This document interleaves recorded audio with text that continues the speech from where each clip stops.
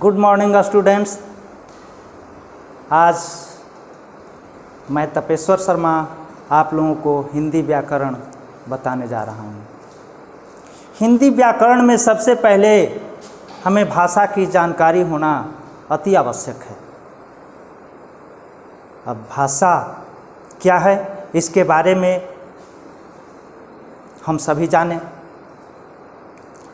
हम सभी समाज में रहते हैं और एक दूसरे से क्रिया और सहयोग करते हैं। यह हम लोगों का एक आदत कहिए या व्यवहार कहिए, और इस विचारों के आदान प्रदान में भाषा का होना अति आवश्यक है। एक भाषा के द्वारा ही हम अपने विचारों को आदान प्रदान करते हैं। उदाहरण के लिए मान लिया आप में से किसी को एक विद्यार्थी से बात करना है, आप उससे पूछते हैं तुम्हारा क्या नाम है।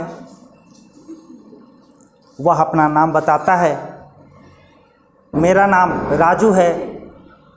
फिर आप पूछते हैं तुम किस क्लास में पढ़ते हो। वह बताता है कि मैं 8th क्लास में पढ़ता हूँ। तुम्हें पढ़ाई में मन लगती है या नहीं। वह बोलता है मेरा मन पढ़ाई में लगता है। यह सब अपने विचारों को व्यक्त करने के लिए जितनी बातें हम बोलते हैं वह भाषा का ही एक रूप है।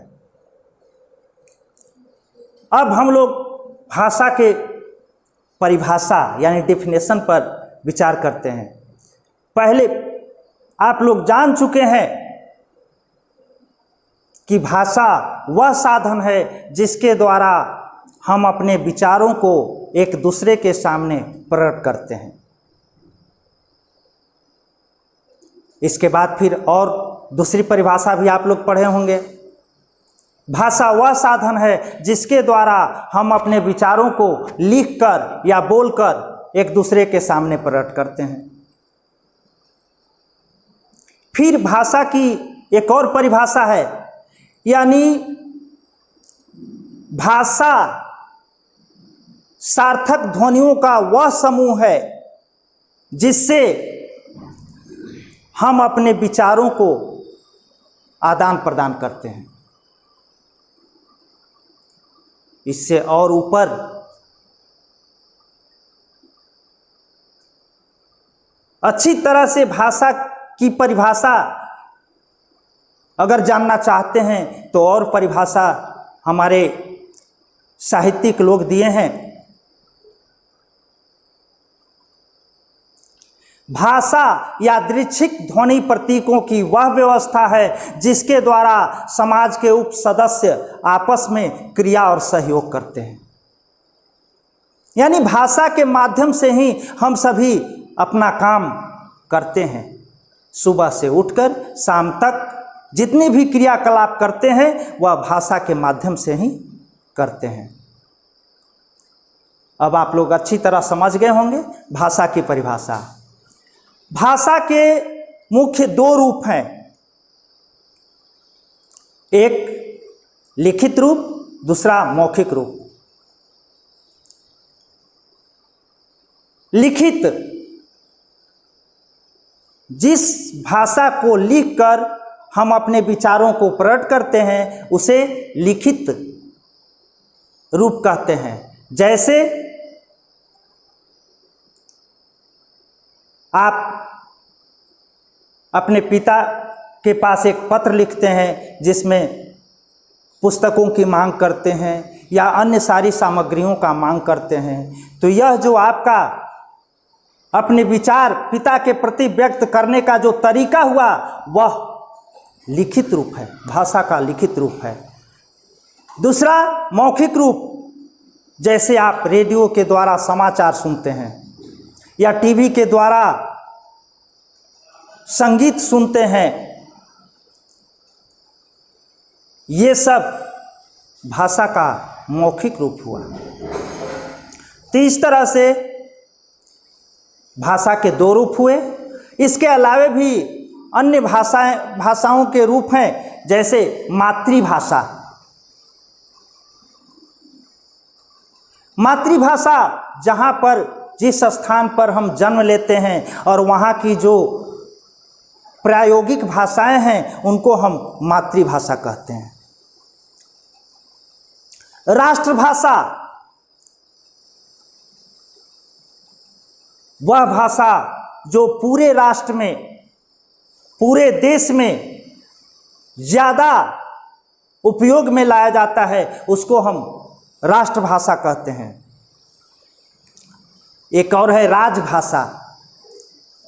राजभाषा वह भाषा है जिसके द्वारा हमारे कार्यालय में काम किए जाते हैं। सरकारी कार्यालयों में जिस भाषा का उपयोग होता है उसे राजभाषा कहते हैं। इस तरह से भाषा के ये सारे रूप हुए। अब हम लिपि के बारे में जानें।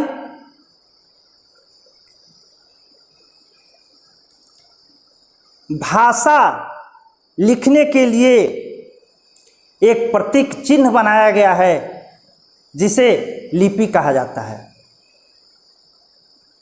जैसे हिंदी का लिपि होता है देवनागरी, संस्कृत का भी देवनागरी, अंग्रेजी का रोमन,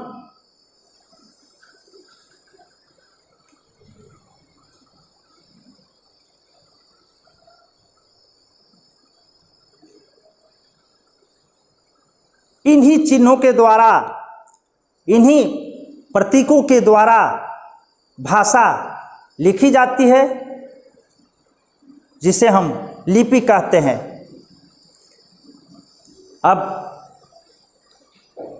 आपको बोली के बारे में कुछ बता दें। बोली क्षेत्रीय भाषा है। सीमित क्षेत्रों में जो भाषाएं बोली जाती है उसे बोली कहते हैं। इसका क्षेत्र बहुत सीमित होता है। जैसे बिहार में ही ले लिया जाए, हम लोग इधर बोलते हैं मगही। मगही बोली है हम लोगों का, यानी गया क्षेत्र, गया क्षेत्र के तरफ हम लोग मगही बोलते हैं। ठीक देखिए, बिहार में ही सोन उस पार चले जाए, भोजपुर जिला जिसको हम लोग कहते हैं, वहाँ भोजपुरी है। तो इसका क्षेत्र सीमित होता है। ऐसे अवधी है, अवधी बोली है, मैथिली है, यानी हर क्षेत्र में अलग अलग बोली बोले जाते हैं। तो अब आप बोली के बारे में भी समझ गए होंगे। अब व्याकरण के बारे में थोड़ा जानकारी हम लोग ले लें।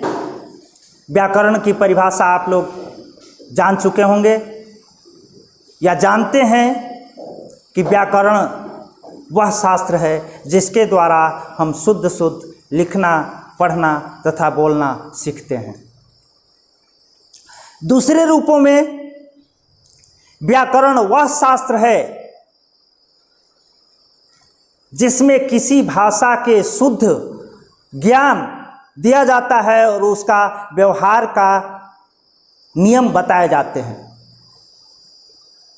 वह व्याकरण है। व्याकरण हमें शुद्ध भाषा लिखने और बोलने का ज्ञान प्रदान करता है। अब व्याकरण के भाग ऐसे कोई पुस्तक में 5 व्याकरण के भाग हैं, कोई में 4 ही देते हैं। लेकिन ठीक है, दोनों जानना जरूरी है। व्याकरण के 5 भाग। पहला है वर्ण विचार, दूसरा है शब्द विचार, तीसरा है वाक्य विचार, चौथा है चिन्ह विचार और 5वां है अलंकार और छंद विचार। इस तरह से व्याकरण के 5 भाग हुए। वर्ण विचार में वर्णों के बारे में हम लोग जानकारी प्राप्त करते हैं। शब्द विचार में वर्ण से जो शब्द बनते हैं उनके बारे में जानकारी प्राप्त करते हैं। वाक्य में वाक्य शुद्ध शुद्ध कैसे लिखें इसके बारे में जानते हैं। और चिन्ह, वाक्यों में समुचित चिन्हों का प्रयोग करने के लिए हम लोग चिन्ह विचार में सीखते हैं। इस तरह से व्याकरण के 5 भाग हुए और सभी को बारी बारी से बताया जाएगा अगले क्लास में। Thank you.